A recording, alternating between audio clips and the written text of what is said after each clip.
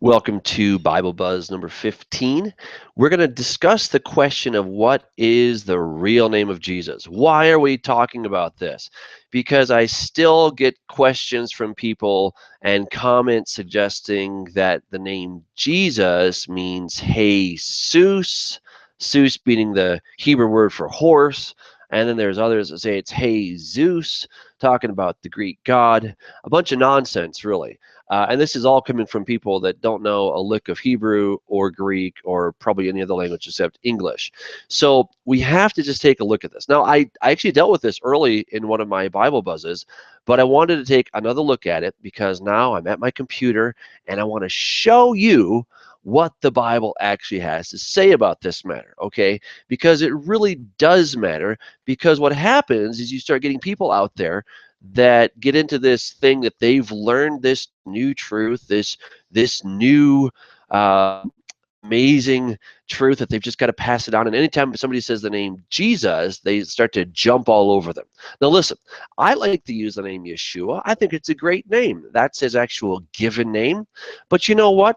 Yeshua is the Hebrew, and if you want to say that, great. I think you should. It's great. But if you want to say Jesus, that's okay too. And I'll tell you why.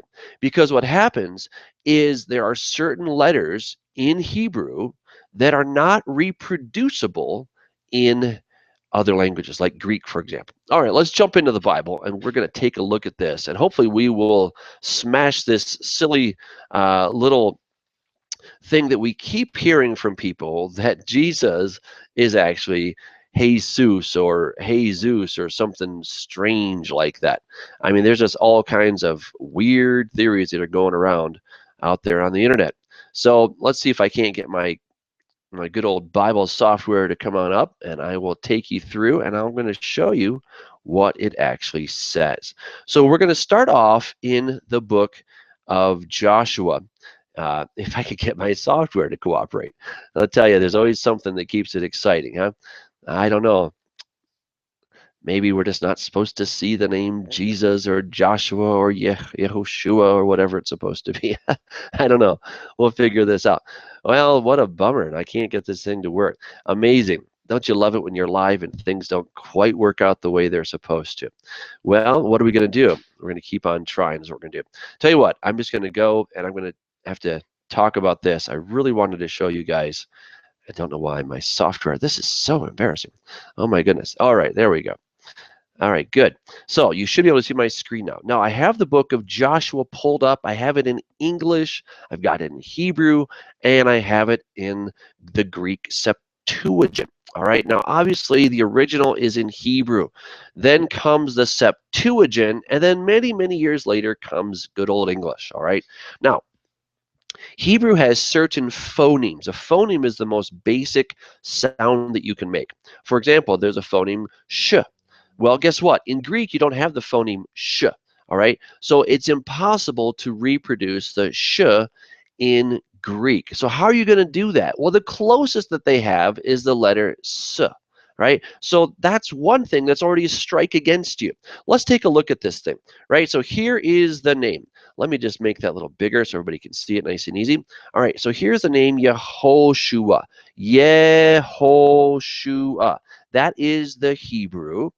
And there's a bunch of problems with this name in transliterating it into the Greek, because you just can't take these particular letters, some of them, and actually put them into Greek very easily. For example, the H, this is the hey, the Hebrew hey, which makes the H sound like as in hotel.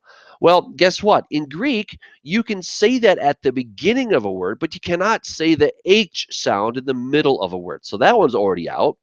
And then you have this sh, and I've already explained that the sh is not reproducible in Greek. And then you have the ayin. Now, the ayin is the sound that you make when you're about to throw up. It comes right from that deep part of your throat, the ayin. Now, the Arabs can say the ayin wonderfully. The Yemenite Jews can really say it well.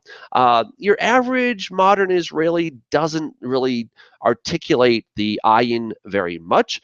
They can probably do it, but it's just not really part of their their usual speech.